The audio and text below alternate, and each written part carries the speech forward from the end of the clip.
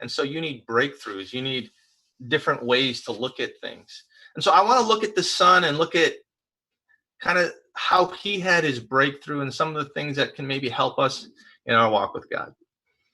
In verse 17, it says, when he came to his senses, he said, how many of my father's hired servants have food to spare? And here I am, starving to death. First of all, I want to say we've all had moments where we've been out of our minds, where we look back and we would think, what was I thinking? Or if somebody were to say, hey, bro, what were you thinking that time when you did that? You know, what were you thinking when you raised your voice at your lovely wife? What were you thinking when you were losing your temper that time? And a lot of us, we just think, I have no idea. We've all had these out of our mind moments. But what's different about us is how we respond when we come back to our senses. And it says, when he came to his senses, what did he say to him? He said, here I am, starving to death. And it seems so simple. But I really believe breakthrough starts with a simple, honest evaluation of where you're at. You know, I remember one time in high school, I was teasing one of my friends, good friend of mine. We're still friends to this day. His name's Edbert. And we recently just got in contact with each other just to say hi. But I was teasing him and he turned around and punched me. And I remember just being so flabbergasted. You know, I think I was 11th grade, and I tackled him. And we just started wrestling each other, and we were both so angry. And for about 2 weeks, we didn't talk. In fact, we talked about each other. I would just tell my friends, I can't believe this guy. You know, a little joke, and then he punches me. And, I was trying to get friends to take my side and just being a kid. And eventually we made up and, we apologized to each other. But, one of the things that I'd realized is I had told everyone that I teased him a little bit and then he kind of punched me. But that wasn't really the truth. You see, the truth was I had been bugging him and teasing him about things that he asked me not to bug him about for weeks. See, I had changed the narrative because I didn't want people to think that I was the one at fault. I changed the narrative because I wanted to justify the way that I had behaved. But you see, at some point when I got some distance from that situation, I had to look at it and go, listen, Edward didn't just lose his temper for no reason. I was out of line. And you see this son here, as he's saying, here I am starving to death. I've seen and known people that were unwilling to face the reality of their situation. But if we're going to have breakthrough, we got to have honesty. It goes on and he says, I will set out, go back to my father and say to him, Father, I have sinned against heaven and against you. I love this passage. It reminds me of another passage actually in Proverbs 19. I'm not going to turn them. I'm just going to quote it. It said, Proverbs 19 verse 3, it says, a man's folly ruins his own life, but his heart rages against the Lord. What ruins our own life? Our foolishness. And I really believe that an important ingredient to breakthrough is taking responsibility for our lives. During the last couple months, I've had the chance to read a couple books on anger, and it's very convicting. And I think one of the things that, if you struggle with getting upset or getting frustrated, or, maybe you struggle with the kindness of your words, one of the questions one of the books asked was, why do you get angry? And I think for initially the answer is always, well, I got angry because of what he said, or I got angry because of the way they behaved, and I got angry because of this. And we all have a reason for why we're angry. But then the book challenges people to think, stop for a second. That's not why we're angry. Because there are so many people that go through the same situation and don't respond in anger. So the question again is, why are you angry? And when I was forced to delve a little deeper into my anger, the reason that I'm angry is often because of my selfish expectations. or it's because I justify lacking self-control. If you're going to have breakthrough, you got to be honest and you got to take responsibility. There's a modern term and that's evolved in the last 20 years in counseling. It's this term self-awareness, and it's really just this. And there's two layers to self-awareness. It's knowing yourself, obviously, but then it's also knowing how you treat others. It's knowing the effect that you have on other people. And as someone who counsels hundreds of people, I can tell you that self-awareness is only attained when you take responsibility for how you treat others around you. Because when you lack self-awareness, you undermine your own influence and relationships. You see, you can't move forward, church, in your relationships. You won't move forward in your leadership. You won't move forward in your life until you get some self-awareness. Because without self-awareness, when you are undermining your own credibility, haven't we all seen that person that is so opinionated, is so upset, so furious, and yet they are undermining their own credibility because they don't see who they are? How do I get self-awareness? Be completely honest with yourself, with God, with others, and take responsibility for your actions. The son goes on to say, I'm no longer worthy to be called your son. Make me like one of your hired servants. So he got up and went to his father. And I think this is a a very important step to having a breakthrough. Is you have to be honest. Yes, you have to take responsibility, but then three, you have got to be willing to embrace a low position. He said, make me like one of your servants. And about a couple years ago, I was at a church leaders retreat, and we had a scheduled to have a working lunch at the restaurant in the hotel. And so they had us fill out our lunch orders beforehand and put our names on it. Like, okay, I want the tuna salad, and I want the burger with mushrooms, and we handed it in. And then we all met at the restaurant in the hotel, and there was two waiters there. There were two Latino waiters that didn't speak English well, and they were slowly looking through all this orders and they didn't know which order belonged to which person because they didn't know everyone. So I quickly stood up, and I grew up in a restaurant, like a lot of my parents were Asian immigrants, and so they owned a restaurant. So that was kind of how I grew up. And so I was kind of in my honey hole. So I started helping people out. I put on an apron, and everyone was having a good chuckle out of it. I was serving people, and I was like, and I was helping these guys out. They liked it. We were high-fiving each other. And then something kind of funny happened. And that is, one of the customers on the, nearby the section where I was serving people, thought that I was one of the waiters for the restaurant, and said, "Excuse me, young man, can you get me some water?" And so, I did. And again, everyone's having a chuckle about it.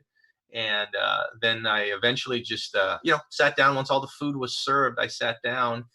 And but then when I had gone to the restroom once, that lady and her party again kind of hailed me and asked me for some other things, like, "Can you get me some napkins, please?"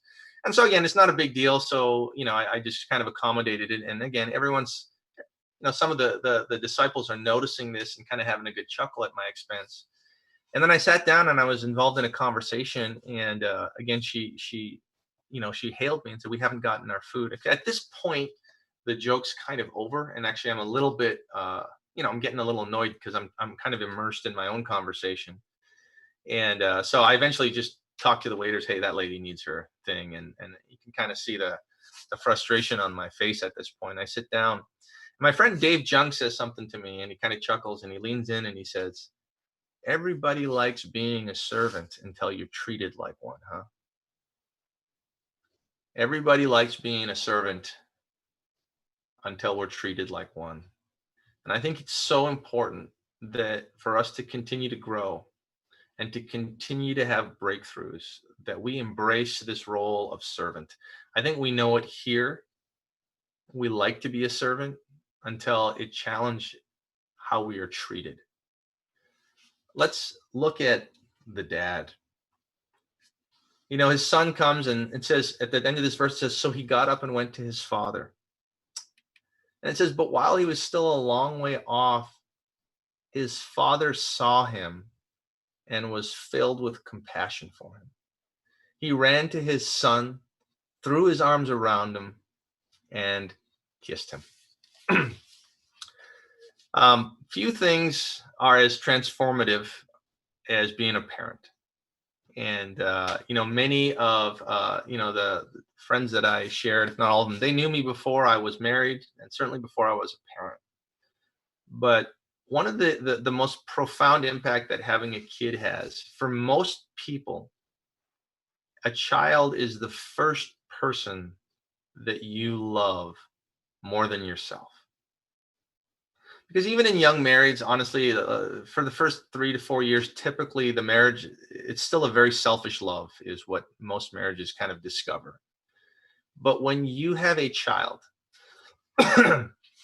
you just not only love this individual with all your heart, but you have this transformative experience that you said, I would die for this person. That my dreams, I don't care if they're crushed, if dreams of this individual can come true. And so here's this father, and it says that he saw his son while he was still a long way off and was filled with compassion. Now, I can't imagine what this dad was going through when his son was squandering his wealth in sin. I can't, it's such a painful thing to imagine. But what I do know that for myself, one of the things that I've had to learn as a dad is that I can't fix people. I can only love them. And maybe as a parent, you've tried this, or we try to do this as Christians. We try to fix our spouse. We try to fix our friends. We try to fix our church. A couple of years ago, I drive a Kia Sedona van. I've had it for 10 years. And about 5 years ago, something happened in the driver's side van door that all the electrical power went out. And the van was functioning fine, but the particular I drove my van side door, like then the locks wouldn't work and the windows wouldn't work. Right? It's just that was the only just all the electricity in that door wouldn't work, which was fine until one day I like a couple days into it, I had to go get some gasoline. And the button that opens my gasoline door is on the driver's side door. And so I started, I was like, uh-oh, here I am. And I'm like, what? I can't open it. And, I'm at a gas station and I'm just trying to open it. And eventually another guy comes and say, hey buddy, what's going on? Let me see. And if I can help. And he's trying to help. And he's like, no, you got to bust it open with a screwdriver. I happen to have a screwdriver in my car. So he said, yeah, you just got to, there's a little lock there. You just got to jam it open. It's going to dent the car a bit. It's going to look a little scratchy, but that's the only way to get it open. And just at that time, my wife calls me. And I told her, I said, honey, we're going to have to dent our beautiful van. I can't, she knew about the electricity. And she said, well, why don't you call the manufacturer at Kia? And I thought, what a horrible idea. An idea that only a wife would suggest to a husband. And she's like, honey, I'm going to speak to somebody in the Philippines and they're going to put me on hold for an hour and no one's going to know what to do. And we're kind of having a little bit of an argument. And I just said, okay, whatever. I just hung out, we hung out. I got off the phone and I'm getting my screwdriver ready. And then she texts me the manufacturer's number to Kia. And so anyways, I don't know what possessed me, but I called it. And I said, hey, the electricity on my driver's side door is out and I can't open my gas tank.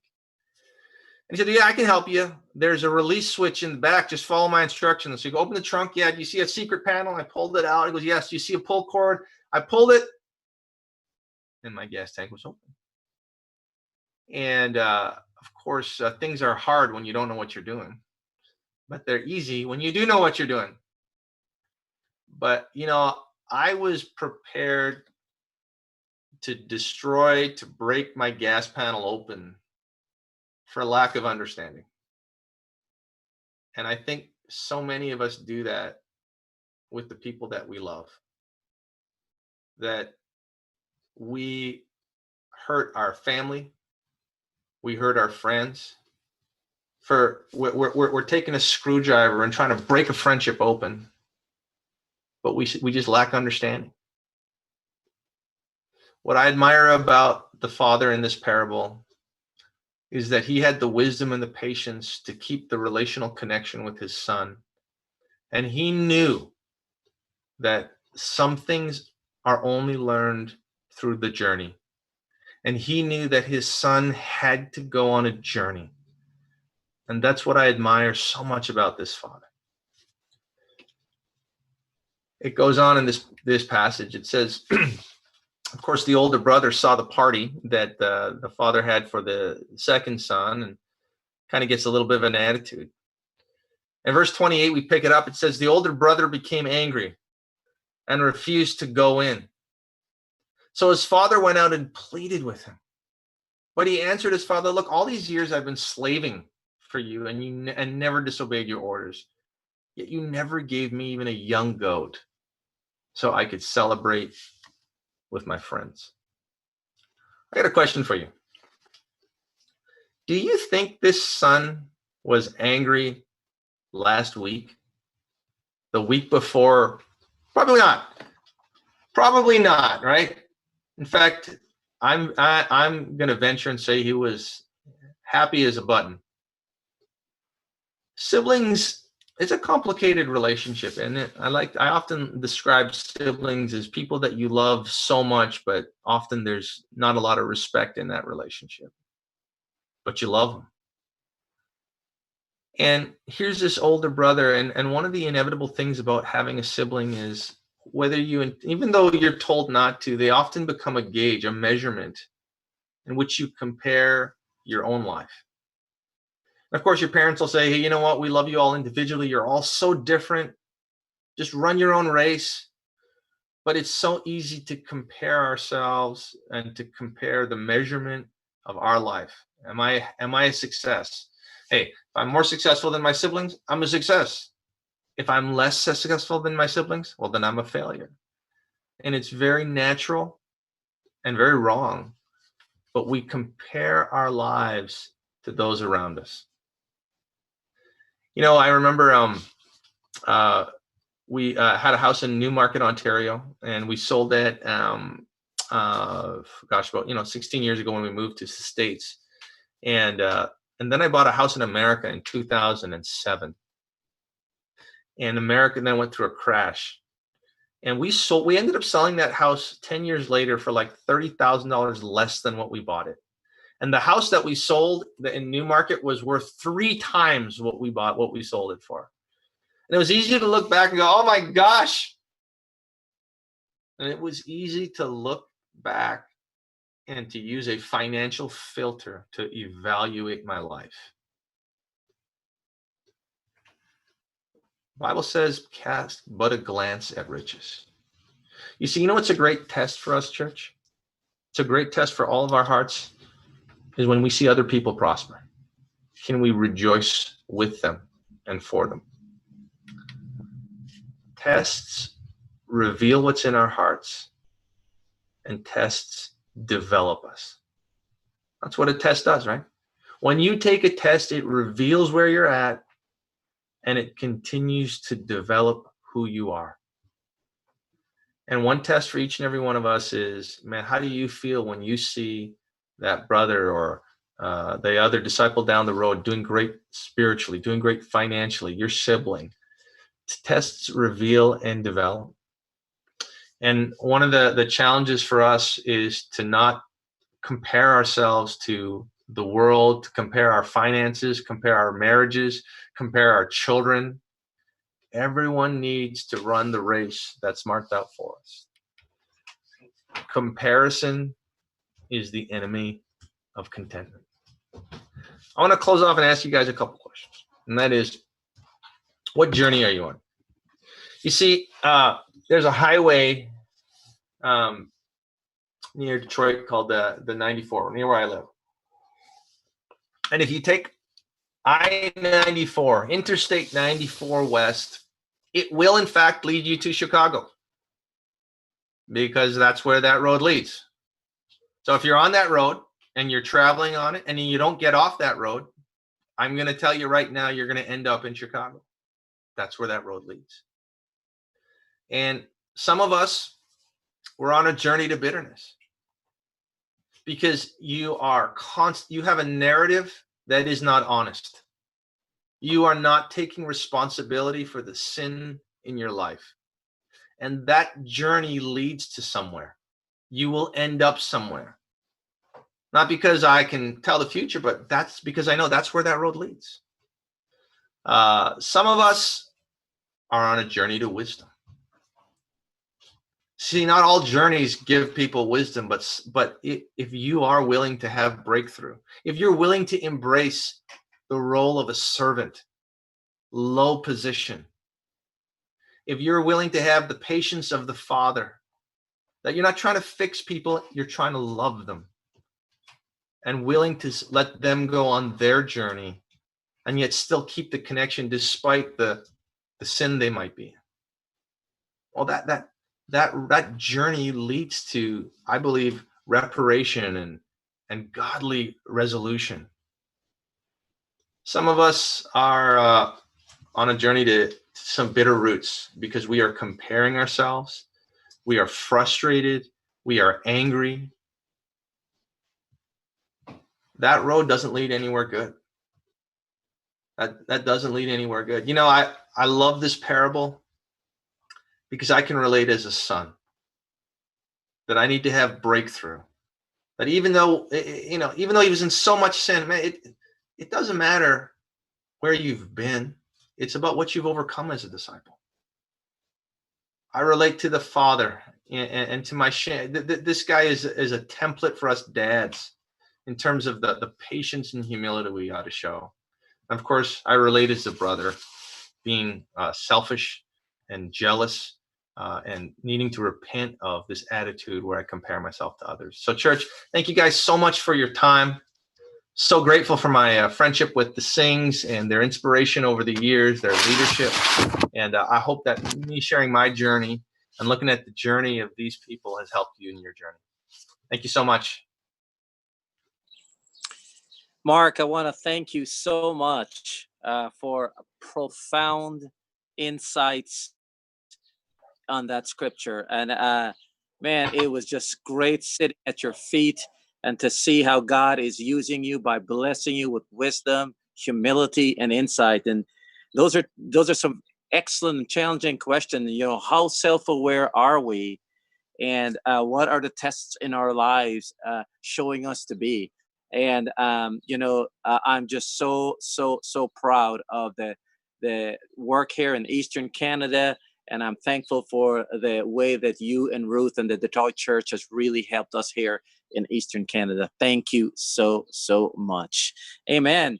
And so in a few seconds, we will have Megan, great sister from the Halifax Church. She's going to lead us in a song, Precious Lord. And so let us really today think about that journey that we're on as God is revealing himself to us and indeed who we are. So Megan, thank you so much for helping us. Let's all reflect on the journey that we're on as we think about this precious Lord that we indeed serve. Have a great rest of the day, church, after this song. Thank you.